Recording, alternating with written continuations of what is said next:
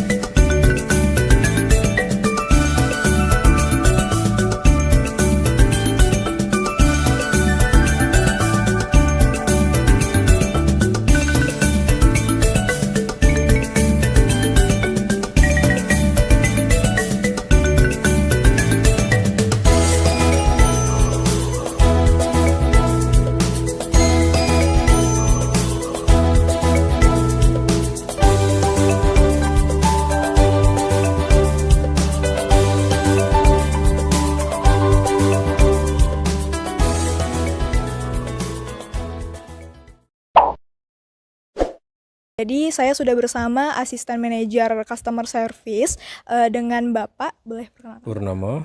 Dengan Bapak Purnomo. Mungkin kita bisa langsung ke pertanyaan aja ya Pak ya? Silakan. Ya.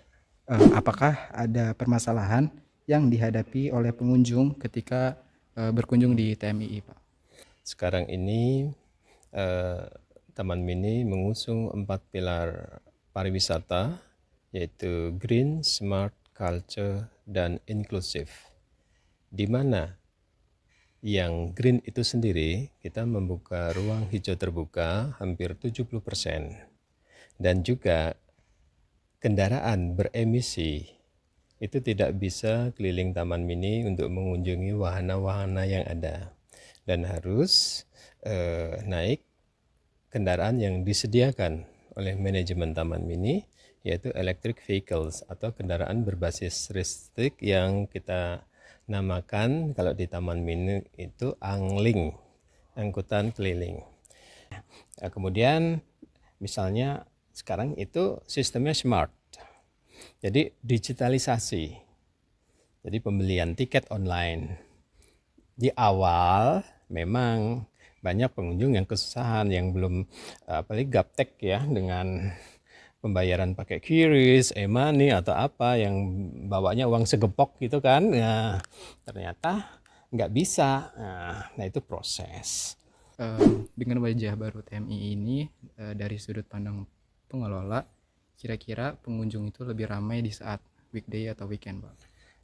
Jadi di Taman Mini itu ada beberapa hari yang memang menjadi hari momen terpenting.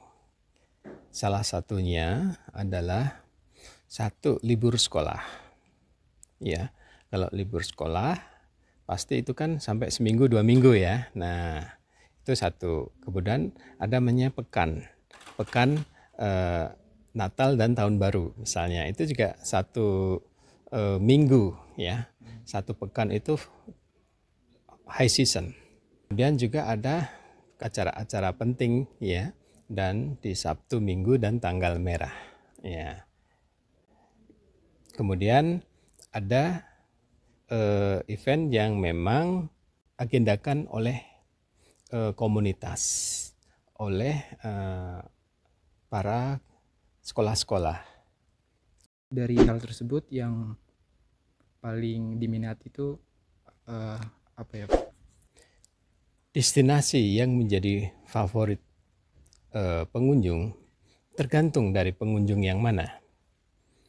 Kalau disebut pengunjung asing, dia akan lebih suka ke rumah-rumah adat yang mengetahui budaya Indonesia, baik dari segi sukunya, arsitekturnya, ragam hias, kemudian makanannya, dan lain sebagainya. Itu kalau masuk ke rumah adat, itu mereka akan begitu mengenal budayanya, seolah-olah mereka ada di provinsinya.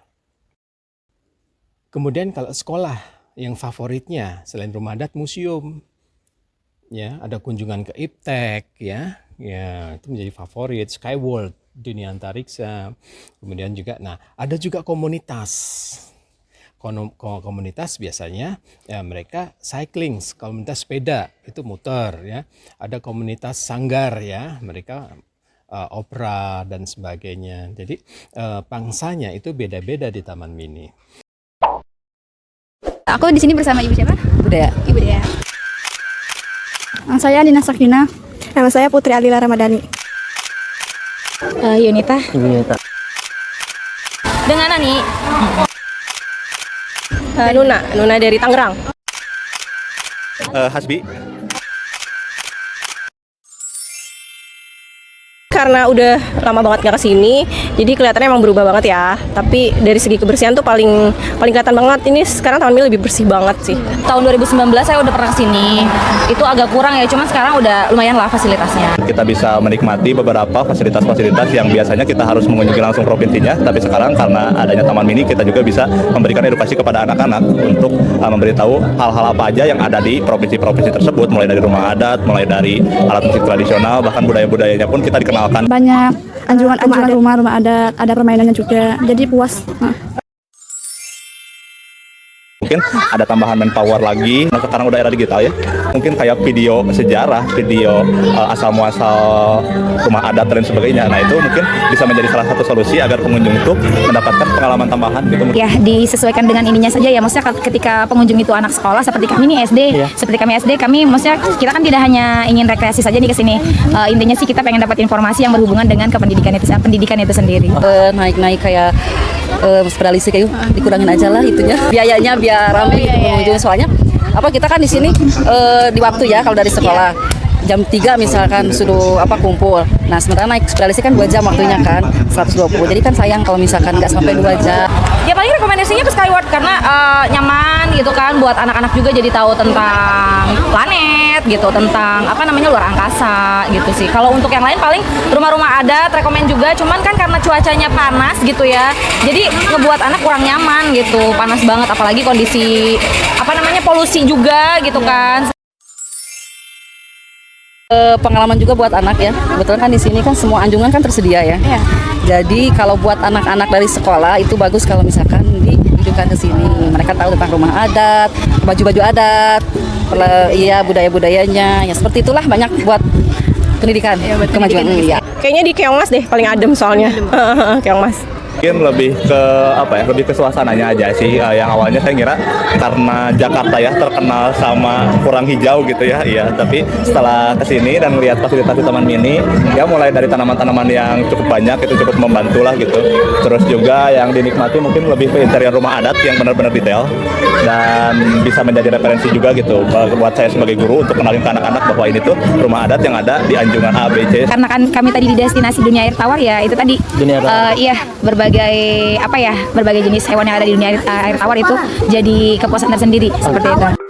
Jadi kesimpulan pada kegiatan PJBL ini yang pertama adalah dibuktikan bahwa ramainya pengunjung tidak bisa ditentukan saat hari libur maupun di hari biasa, melainkan diprediksi melalui situasi dan kondisi tertentu seperti acara event sekolah, komunitas, dan pekan liburan. Yang kedua adalah perbandingan infrastruktur Taman Mini menurut respon pengunjung. Taman Mini memiliki banyak peningkatan pasca renovasi, salah satunya tersedia angling sebagai fasilitas umum di Taman Mini Indonesia Indah ini.